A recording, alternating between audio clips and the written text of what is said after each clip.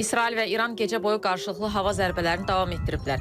İran İsrailin mərkəzinə, o cümlədən Tel-Əvivə raketlər atıb. Hücum zamanı vurulan raketlərdən birinin qalıqları yaşayış binasına düşərək yanğına səbəb olub. Hadisə nəticəsində xəsarət alan olmayıb.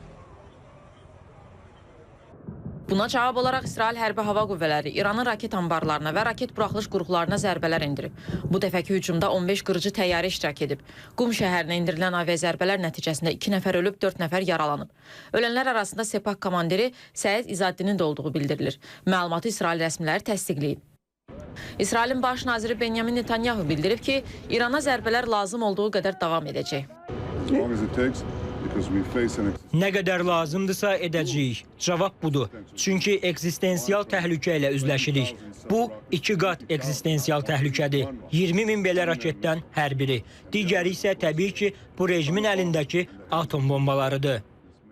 İsrail hazırda İrana qarşı tarixindəki ən çətin hərbi əməliyyatı həyata keçirir və bu əməliyyatın uzun müddətli ola biləcəyinə ölkə əhalisi hazır olmalıdır. Bu barədə İsrail Silahlı Qüvvələrinin baş qərargah rəisi Eyal Zamir bildirib.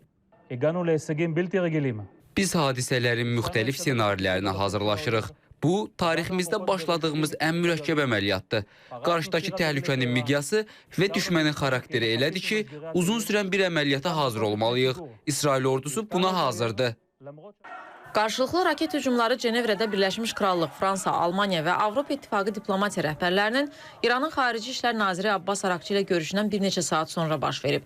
Avropalı liderlər İranın nüvə proqramı ilə bağlı Vaşinqtonla dialoqa çağırıb. Lakin görüş nəticəsiz başa çatıb. Biz diplomatiyaya qayıtmağa hazırıq, lakin yalnız bir şərtlə hücumlar dayandırılmalı və təcavüzkar törətdiyi cinayətlərə görə məsuliyyətə cəlb olunmalıdır. Bu kontekstdə mən açıq şəkildə bildirdim ki, İranın müdafiə qabiliyyəti heç bir danışıqların mövzusu ola bilməz. Bu arada Amerika Birləşmiş Ştatları prezidenti Donald Trump bildirib ki, İran həftələr və ya aylar ərzində nüvə silahı yarada bilər. O, buna icazə verə bilməyəcəklərini deyib.